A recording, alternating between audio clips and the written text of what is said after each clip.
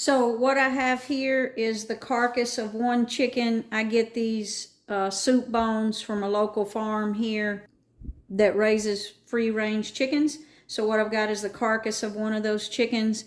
I've got one onion, a few celery sticks, so about 6 cloves of garlic, and usually I would use 2 or 3 carrot sticks, but all I've got is these baby carrots, so I'm going to use what I've got. And we're going to go over to the Ninja, and we're actually going to bake this and roast it. You could just put it all in the crock pot with some water and make the broth, but I find if you roast the bones that it gives it a darker, deeper flavor. So that's what we're going to do. So let's go to the Ninja Foodi. You could do this in an Instapot, but what I've got is the Ninja Foodi. You could roast those vegetables too if you want, but I'm just going to wait and put them in the broth. And I did put a little bit of oil onto the chicken carcass before I'm putting it into here. And we're just going to put it in there. Probably the last 5 minutes of roasting, I'll throw the vegetables in there.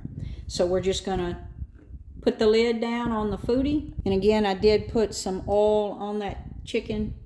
And you can see there is quite a bit of meat still left on those bones. So hopefully we're going to have enough to make some dumplings. But we're going to go ahead and close the lid. Put it on bake roast at 400 degrees. And we're going to do that for 20 or 25 minutes. Hit start and let it go. So it roasted for about 22 minutes. And you can see we've just started to get some color on the chicken, on those bones with that meat left on it. Then we're going to go right in with those vegetables. I've quartered that onion. And I've chopped the celery sticks.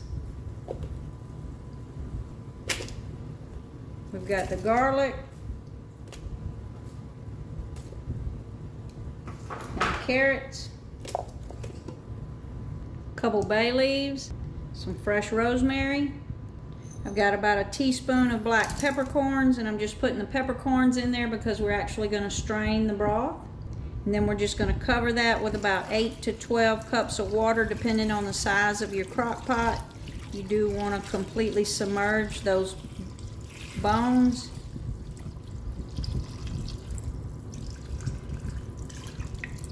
So that's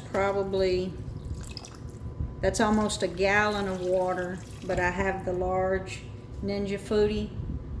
And then I'm also going to add about a teaspoon of salt, and I'm using Redmond real salt, about a teaspoon of salt, and 2 tablespoons of apple cider vinegar. That helps, the apple cider vinegar helps the nutrients release from the bones. And then to slow cook in the Ninja Foodi, I have to put the different lid on it so that we can put it on the slow cook function. So we're just going to lock that down. And I'm going to switch over to slow cook on low. I'm going to set it on 12 hours because I'm going to let it go all night. And hit start. I usually do this in the evening and let it go all night. You can let it go longer, so in the morning if you're doing other things you can. The longer you let it go, the more depth of flavor you're going to have. So we're going to let that go for about 12 hours.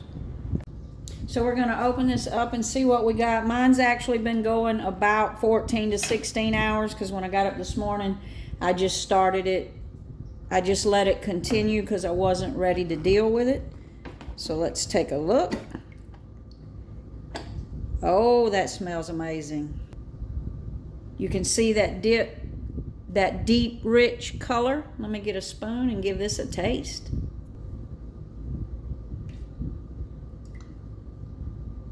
And you can see that meat's just going to fall right off that bone, and we'll use that. I think I may make some dumplings. I'm going to see how much meat come off of that. I may actually make some chicken and dumplings today. We've got this beautiful broth, so why not? Let's have a taste. Oh my goodness is all I can say. I'm going to strain out these vegetables and see how much broth we got here. So I ended up with about quarts of chicken broth. There is some in here where I strained out the meat because I'm going to take that meat, as you can see. I'm probably going to take some of that. I'm going to make some chicken salad for lunch with this, and also going to make some dumplings for dinner this afternoon. But I did want to show you, you see how dark and rich that stock is? And it was so simple. We just let it cook overnight while we were asleep. But I did want to show you, this is just some chicken broth that I use a lot of, and I want to show you the difference in the store-bought. As your standard jars, these 1.5 quarts are straight walled for freezing, so I'm going to put those in the freezer to see how they do. But just to give you an indication, look at the difference in the color between that store-bought broth and that homemade broth. And it was little effort at all. We let it cook in the crock pot overnight. In the Ninja Foodi, we were able to roast it first and then let it cook all night. Very, very simple. And now we'll have something very tasty whenever we need chicken broth in a recipe. There's no comparison. There's no comparison to the flavor. So definitely give this one a try, and like and subscribe now to see more how to food prep in the kitchen. Now it's time to make some dumplings.